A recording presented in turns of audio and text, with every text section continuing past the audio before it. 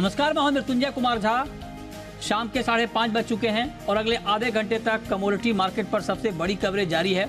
हम आपको बताएंगे कि आज के बाजार में कहां पर कमाई के मौके बन सकते हैं, खबरें कौन कौन सी हैं और उन खबरों का मार्केट के ऊपर इम्पैक्ट होगा क्या। आज की चर्चा में हमारे साथ मेहमानों का एक खास पैनल है। हमारे साथ हैं बीरेन वकील पैराडाइम कमोडिटी के, भाविक पटेल हैं ट्रेडबुल्स के, नितिन खंडेलवाल हैं खंडेलवाल ज्वेलर्स के, और साथ ही हमारे साथ सुधाकर देसाई होंगे IVPA के president, Indian vegetable oil producer association के, उनसे भी हम बात करेंगे। आप सभी का बहुत बहुत स्वागत है और शुरुआत हम करेंगे गोल्ड के साथ। गोल्ड एक के बाद एक लगातार नई ऊंचाई को छू रहा है और अब आप देखिए गोल्ड ने 61,399 की नई ऊंचाई को छुआ। कल आज भी मार्केट 61,000 के ऊपर ट्रेड करता रहा। उसके बाद हालांकि कुछ मुनाफा वसूली आई है हायर लेवल से, लेकिन मार्केट बहुत ज़्यादा गिरावट के मूड में इस वक्त दिख नहीं रहा है।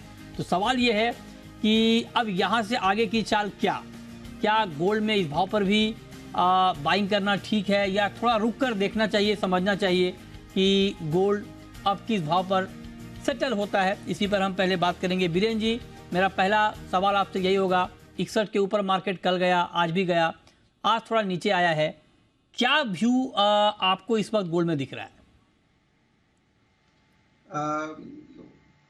फिर से बैंकिंग में कुछ ट्रबल सेंटर बना है। जो अगला हमने देखा था, अमेरिका में 3 बैंक को तकलीफ में आई, फिर स्विस बैंक में हमने देखा, अब कनाडा की एक बड़ी बैंक शॉर्ट सेलर की नज़र में है। तो ये थोड़ा डिस्ट्रेस है। जेपी मॉर्गन से भी कुछ कल डिस्ट्रेस स्टेटमेंट आया है अमेरिकन बैंकिंग क्राइसिस को देखते हुए।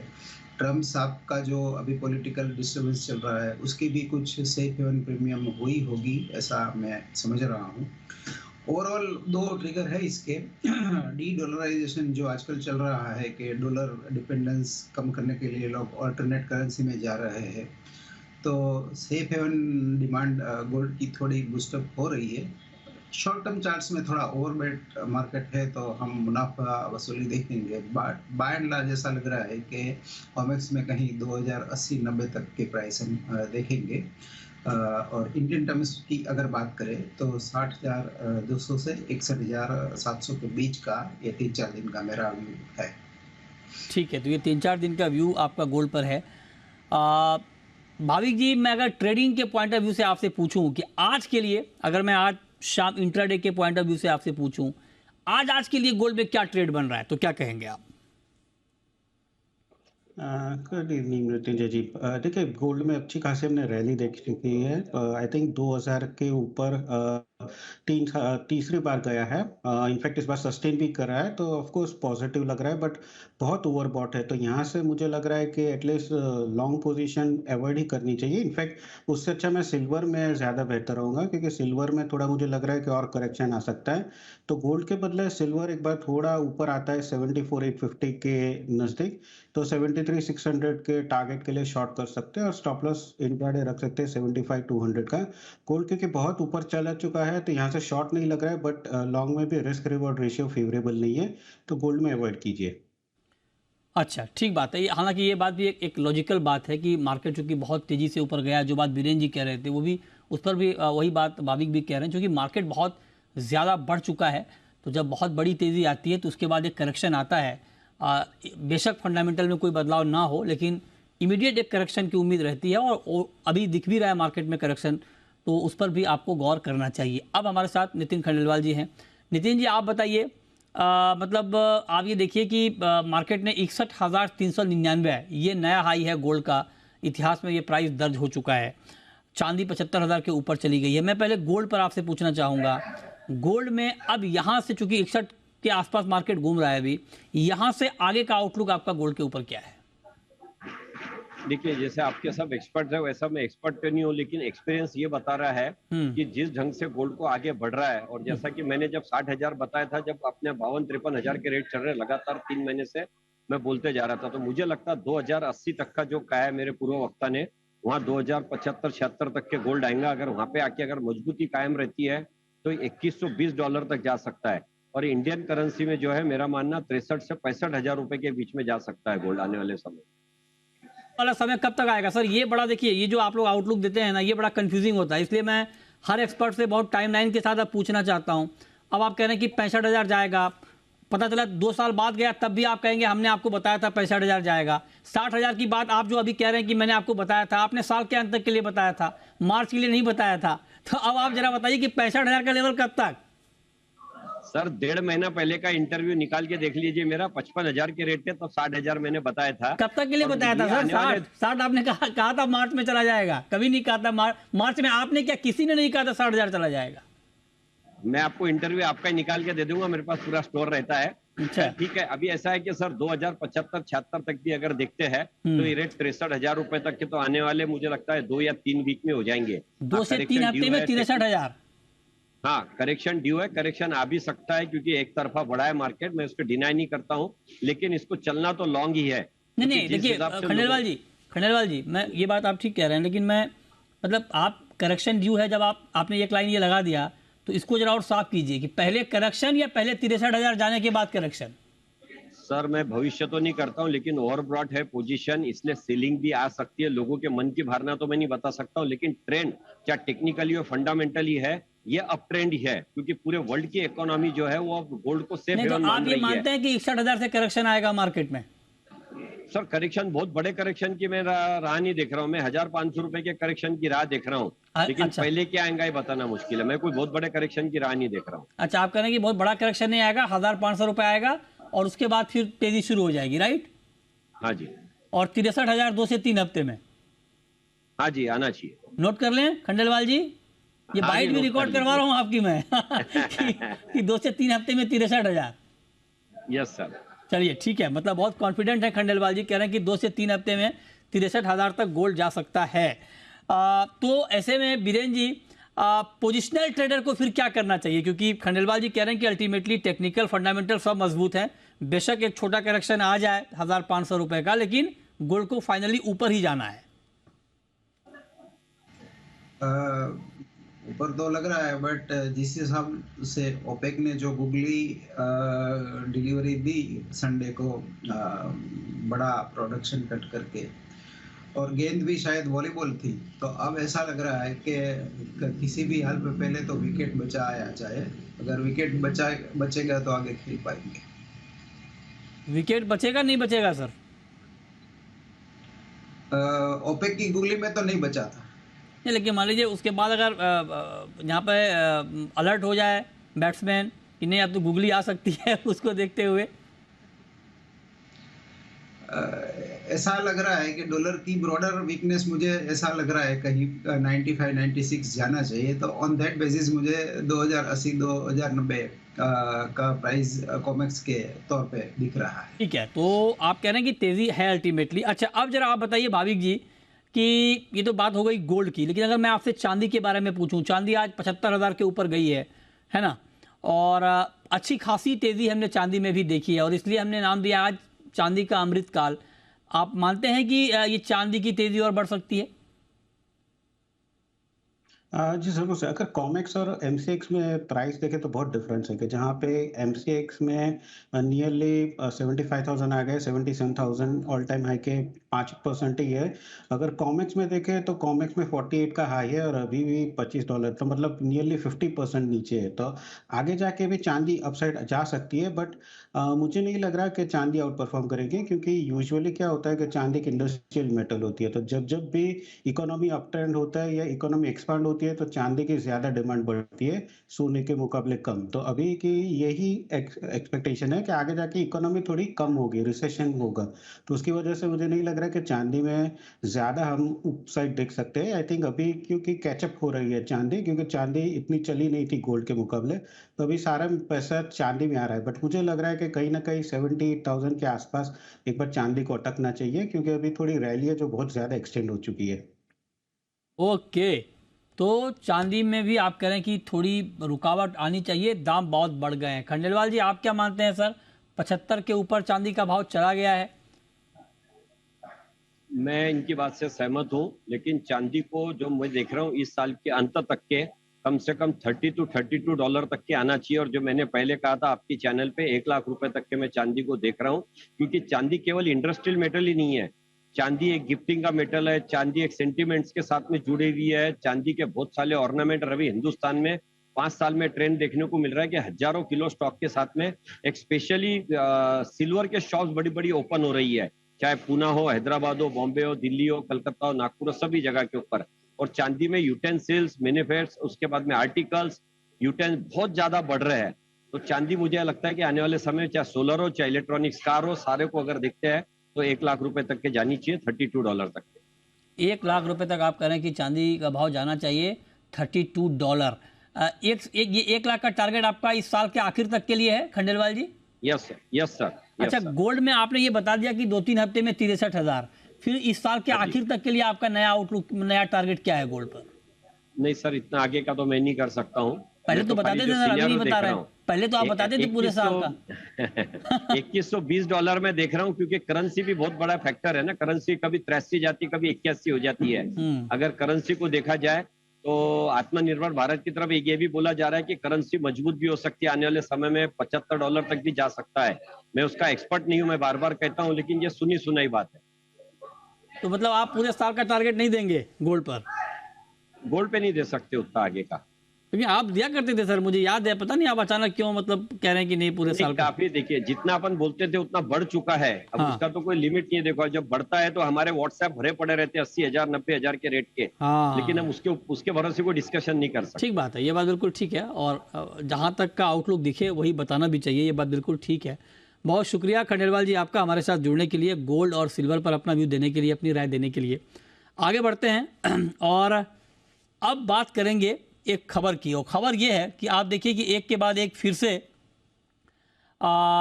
तेल और तिलहन का वायदा शुरू करने की मांग तेज हो रही है। इंडस्ट्री की तरफ से डिमांड तो हो ही रही है, एक्सचेंज ने कहा ही है। उसके बाद सोपा ने नई चिट्ठी लिखी कि एटलीस्ट एडेबल ऑयल का जो फ्यूचर है उसको शुरू कर दिया जाए। ये बात सोपा की तरफ से कहा गया। सी ने ऑलरेडी पहले कई बार हमारे इंटरव्यू में ही सी ने कहा है कि हाँ, ये वायदा शुरू होना चाहिए। हेजिंग का मैकेनिज्म सामने अभी है नहीं।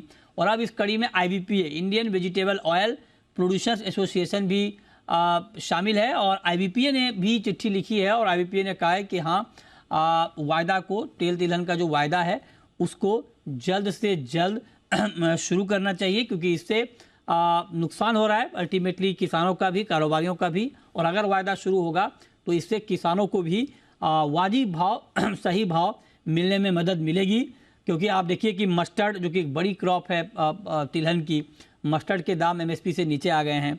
तो लिहाजा जो मस्टर्ड के किसान हैं उनको एक यहाँ पर नुकसान की आशंका दिख रही है। लिहाजा उसको ध्यान में रखते हुए ये मांग की गई है। बीरेन जी, आपको भी लगता है कि वक्त आ गया है कि अब तेल तिलहन के वायदा को शुरू कर दिया जाए? जो ग्लोबल वोलेटिलिटी है और यहाँ कोई हेजिंग मैकेनिज्म नहीं है, तो नेचुरली ट्रेड लॉस करेगा, जिसका बोझा कहीं ना कहीं बैंकिंग सिस्टम पे आएगा। तो ये बंद करने की गलती तो थी, बट एटलीस्ट अब सुधारने का मौका है। इसको जल्द से जल्द शुरू करना चाहिए। इस पर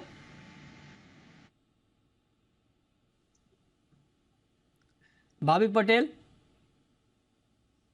जी देखिए, गवर्नमेंट की ऐसी राय थी कि अगर फ्यूचर चलाएंगे तो सट्टा होगा और उसकी वजह से इन्फ्लेशन बढ़ेगा। बट हमारे यहाँ ऐसा है कि हम कभी कभी प्राइस टेकर भी रहते हैं, मेकर नहीं रहते। तो अगर अंतर्राष्ट्रीय बाजार में बढ़ेगा प्राइस और यहाँ पे प्रोड्यूसर हेज नहीं कर पाएगा तो उन्हीं का नुकसान है। तो मुझे नहीं लग रहा कि फ्यूचर वायदा बंद करना चाहिए। आई थिंक वापस अगर शुरू करता है तो वो ज़्यादा बेहतर रहेगा। अच्छा, ठीक है। तो आप कह रहे हैं कि वायदा शुरू होना चाहिए। हमारे साथ सुधाकर देसाई भी जुड़ चुके हैं, IVPA के प्रेसिडेंट हैं। देसाई जी, बहुत बहुत स्वागत है आपका। अब तो आप लोग भी चिट्ठी में उतर आए। मतलब ये अर्जेंसी दिख रही है आपको, या आपको लगता है कि बहुत लंबा वक्त हो गया है तो एक चिट्ठी लिख डालो? ऐसा नहीं है, 2-3 महीना पहले भी हमने लिखा था। अच्छा। अभी इसलिए दोबारा लिखना पड़ा क्योंकि the rapeseed prices started falling below MSP as you know. तो उससे क्या है, अभी जो कदम लिए गए कंज्यूमर्स के लिए, प्राइसेस के लिए, हाइपर इन्फ्लेशन के लिए, बहुत सारे कदम जो आपको पता है लिए गए थे। उसके बाद अभी जब फार्मर्स मतलब लो प्राइसेस की तरफ मार्केट जब जाने लगा है, so a proper exchange is required. Number one, it is a good hedging tool for the entire oil seed sector. ये तो पता ही आपको। इसमें नंबर 2 क्या है, ये प्राइस डिस्कवरी भी हो जाता है भाई, पूरा इंडिया में क्या ऑयल सीड का क्या दाम है, सोयाबीन का क्या दाम है। अगर मिलर सोयाबीन खरीद रहे तो वो हेड मस्टर्ड आज के दिन में अगर क्रॉप का प्रेशर है, आपको पता है कि क्रॉप इस बार बहुत अच्छा है और ओपनिंग स्टॉक भी है last year, unlike last year करीब करीब 800,000 टू 1 मिलियन टन का क्रॉप भी है अभी अनक्रश। तो उसकी वजह से प्रेशर आया है, तो एमएसपी के नीचे जब मार्केट जा रहा है तो एक मिलर्स भी और ट्रेडर्स भी जब खरीदेंगे, आपको पता है कि स्टॉक कंट्रोल निकाल दिए गए, तो ट्रेडर और वो लोग भी अगर खरीदेंगे तो they also would like to hedge in the exchange. बहुत अच्छा चलता था मस्टर्ड सीड का और सोयाबीन सीड का, सोयाबीन ऑयल का। Number 3, all the millers in the country, they were able to take delivery from the of the oil seeds. अगर आपको प्राइस अच्छा लगता है तो आप एक्सचेंज खरीद सकते हैं, फिर फिजिकल डिलीवरी लेके आपका प्लांट आप चला सकते थे। नंबर 4, ये जो सप्लाई चेन, जब मंदी इतना लास्ट ईयर इतना मंदी आया, देखिए मार्केट 30-40% गिरा अचानक एक बार, उस टाइम में काफी लॉसेस हुआ है इंडस्ट्री में, डिस्ट्रीब्यूशन चैनल को भी लॉसेस हुआ है, डीलर्स को भी लॉसेस हुआ है। हम तो पूरा ऑल इंडिया में सप्लाई करते हैं, हमको तो पता ही है कि वो dealers were not able to also hedge in a falling market. तो उसके वजह से भी हमको लगा it is very timely now to get back the exchanges. Last but not the least, why now, जो आपका क्वेश्चन है कि अभी क्यों, ये अभी आज के दिन में ग्लोबल टर्मोइल आप देख ही रहे, आपने अलग अलग कमोडिटीज में देखे होंगे कितना मैक्रोस कितना वीक है, सेंटिमेंट इतना वॉलेटाइल है, markets are very very volatile. So eventually towards आत्मनिर्भर, oil seed stable policy, oil seed growth, ये सबको नजर में रखते हुए मुझे लगता है कि ये डोमेस्टिक एक्सचेंज आज के दिन में फिर से हमको चालू करना चाहिए। And we are very thankful both the ministries whom we have sent to, they have forwarded the letters positively to the economic affairs. We also returned to SEBI. I am sure they also will look at it positively. तो now is the time, क्योंकि 2 महीने में फिर आपका खरीफ sowing चालू हो जाएगा, soybean का क्रॉप चालू हो जाएगा। तो ये सारी चीजों के लिए फिर उसका जो सोयाबीन प्रोसेसर को है उसको मील को भी एक्सपोर्ट करना पड़ता है, क्रशिंग पैरिटी देखना पड़ता है। तो आई थिंक ये बहुत सारे कारण मैंने इन्हें नक्शल बताया, जो हमने लेटर में जिक्र भी किया था। ये सारी कारणों की वजह से आज के दिन में एक पॉजिटिव केस है कि domestic exchange in oil seed should be started with a positive name and also should be started without any hiccups. ऐसा नहीं है कि 6 महीने के बाद फिर बंद हो जाए, उससे बहुत ज्यादा तकलीफ होता है। तो एक लॉन्गर टर्म व्यू लेके एक पर्टिकुलर जी ये पूरा वायदा शुरू कर देना चाहिए, या आपको लगता है कि फेज्ड मैनर में इसे शुरू कर, मतलब मैं ये पूछना चाह रहा हूँ कि ऑयल सीड ये एक साथ ओपन कर देना चाहिए या धीरे धीरे? ऐसे कोई धीरे धीरे का कोई जरूरत नहीं है। देखिए हम तो ये तो एक्सचेंजेस तो 20 साल से है, तो mustard seed, soybean and soybean oil, ये तीनों चीज ही है। आपका क्रूड पाम ऑयल वो तो इतना ज्यादा लिक्विडिटी नहीं है, जो पाम ऑयल ट्रेडर्स हैं उनके लिए यूजफुल है हेज करने के लिए, कभी मार्केट गिरता है तो वो कह रहे हैं सिर्फ ऑयल शुरू होना चाहिए, चारों में चालू करना, ऑयल भी चालू होना चाहिए, सीड भी चालू होना चाहिए। लेकिन आपके जो मित्र हैं सोपा वाले, आपकी बिरादरी के ही हैं सोपा वाले, वो कह रहे हैं कि सिर्फ ऑयल शुरू करें, सीड अभी बिल्कुल नहीं करना चाहिए। देखिए रिस्क तो रिस्क होता है, कमोडिटी में रिस्क तो आप जानते हैं। नहीं, उनका कहना है कि सीड ना शुरू करें, सिर्फ ऑयल को शुरू करें। अभी सीड में ज्यादा जरूरत है, क्योंकि ये फार्मर एंड प्रोड्यूसर, मिलर और जो स्टॉकिस्ट, उन लोगों के लिए जो volatility in the seed is more important. मैं तो बोलता हूँ कि सीड में सबसे ज्यादा जल्दी चालू करना चाहिए। ये सब इंटीग्रेटेड प्रोडक्ट लाइन है, तो you can separate seed, oil, meal, ये सब इंटीग्रेटेड प्रोडक्ट्स है। कॉम्प्रिहेंसिवली हमको इसको देखना है, एक एक चीज चालू करने से नहीं होगा। अगर इतनी बात मान लीजिए आप समझ रहे हैं, तो वो क्यों नहीं समझ पा रहे हैं? वो कह रहे हैं कि सीड नहीं, ऑयल सिर्फ। अब देखिए, अब वो तो आप उन्हीं लोगों से पूछ सकते हैं, लेकिन I think if I see from as an industry person, for the soybean complex और any complex, all the millers, all the processors who have to buy seed, and there is a time lag between sale of oil and sale of meal. Correct? आप soybean खरीदते हैं, मील export बाद में आपको करना पड़ता है। इंडिया का बहुत एक ही आइटम है जो एक्सपोर्टेबल है, इतना सोया मील जो है एंड सोया ऑयल। तो for your crushing parity all the 3 items are important. So I feel that it is all the more relevant for the crushers to have exchange hedge capability in seed, oil and meal. Meal में तो India में liquid नहीं है, वो तो export contract या domestic cell पहले करना पड़ता है, बट ऑयल और सीड में रिस्क सेम है और चालू होना है तो दोनों चीजों में चालू होना है। ठीक है सर, ओके, चलिए बहुत शुक्रिया देसाई जी आपका हमारे साथ जुड़ने के लिए और इस खबर पर अपनी राय देने के लिए। चलिए आगे बढ़ते हैं और अब शुरू करते हैं सवाल और जवाब। पहला सवाल है पंकज का, पूछिए पंकज। नमस्कार सर, मेरा सवाल नेचुरल गैस से है सर। आज के लिए नेचुरल गैस कैसे रहेगा सर? आज के लिए नेचुरल गैस में क्या करें? अभी भाव है 176 का, करीब करीब 1.5% के आसपास की तेजी है MCX पर नेचुरल गैस में। क्या करें भाविक जी एनजी में? देखिए कल 172 का लो मारा था, आज भी अगर देखें तो 172.50, तो नियरली 172 का एक अच्छा आज का सपोर्ट बन चुका है। मुझे लग रहा है कि कहीं अगर 175 के करीब आता है तो 172 के स्टॉप लॉस से आप लॉन्ग कर सकते हैं। ऊपर का टारगेट इंट्राडे रखिएगा 180 का। ओके ठीक है, 180 के टारगेट के लिए आप करें कि एनजी में बाई करके चलना ठीक रहेगा। चलिए आगे बढ़ते हैं और पवन है नेक्स्ट कॉलर हरियाणा से, पूछिए पवन जी। सर नमस्कार जी। नमस्कार, पूछिए। हाँ सर, मेरा बीरेन वकील जी से सवाल है, कोरिएंडर पर पूछना है सर। इन पे आगे 1 महीने में क्या हो सकता है? बताइए बीरेन जी, कोरिएंडर में अभी 1 महीने में क्या हो सकता है?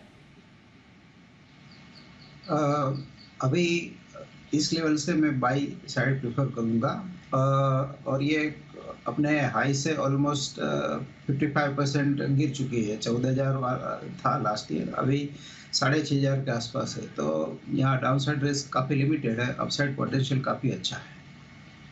अच्छा, डाउन साइड रिस्क आप कह रहे हैं कि लिमिटेड है, अपसाइड पोटेंशियल है। कितनी तेजी सर? मेरे हिसाब से मैं कम से कम इसमें 3-4 महीने का मेरा व्यू रहता है, क्योंकि मैं फिजिकल ज़्यादा एक्टिव हूँ। तो मैं फिजिकल 8,500-9,000 तक मानता हूँ जून जुलाई के हिसाब से। अच्छा वाह, ठीक है। अनिल हैं हमारे साथ नेक्स्ट कॉलर, पूछिए अनिल जी। मेरे को 3 कमोडिटी के बारे में पूछना है जी। एक तो जो है बार्ले, इसमें आगे क्या रहेगा सर? और सरसों और चने पे क्या रहेगा आगे? सरसों, चना और बार्ले 1-1.5 महीने में कहाँ जा सकता है भाव? 1-1.5 सरसों, चना और बार्ले मतलब जौ, बीरेन जी बता पाएंगे? बार्ले में मल्ट कंडीशन जिसको बोलते हैं 38% बड़ा दाना वाला, उसमें करीबन अभी 1900 का भाव है। वो अपसाइड में 2200, 2300 या 2400 तक जा सकता है। 2 महीने का व्यू है। चना मैं प्रेफर नहीं करूंगा क्योंकि सरकार की रडार पे है और स्टॉक लिमिट और थोड़े रिस्ट्रिक्शन होते हैं। सरसों में काफ़ी डिस्पेरिटी है, बड़ी फसल है, तो उसमें भी बाई साइड फिलहाल नहीं प्रेफर करूंगा। ठीक है, अगला सवाल है राहुल का, इंदौर से है, पूछिए Rahul ji. Sir crude cell कर रखे हैं सर 5600 रुपए में। किस भाव पर सेल किया है सर आपने? 5600 रुपए। ओहो 5600, मतलब सीधे 1000 रुपये ऊपर है आपके सेलिंग के लेवल से। क्या करें भाविक जी? देखिए मुझे तो अभी भी ऊपर ही लग रहा है, क्योंकि ओपेक प्लस ने जो डिसीजन लिया है उसकी वजह से मुझे नहीं लग रहा कि ज़्यादा करेक्शन आ सकता है। आई वुड से कि 6800 का वो स्टॉप लॉस बना के रखिए, और एक बार 6500 के नीचे जाता है तो पुट ऑप्शन ले लीजिए 6800 के स्टॉप लॉस से, तो उसकी वजह से भी उनकी थोड़ी पोजीशन और नीचे हो जाएगी। और फ्यूचर में 6800 का स्टॉप लॉस रखिएगा। ठीक है, चलिए बहुत शुक्रिया भाविक जी आपका, बीरेन जी आपका जुड़ने के लिए और तमाम सवालों के जवाब देने के लिए।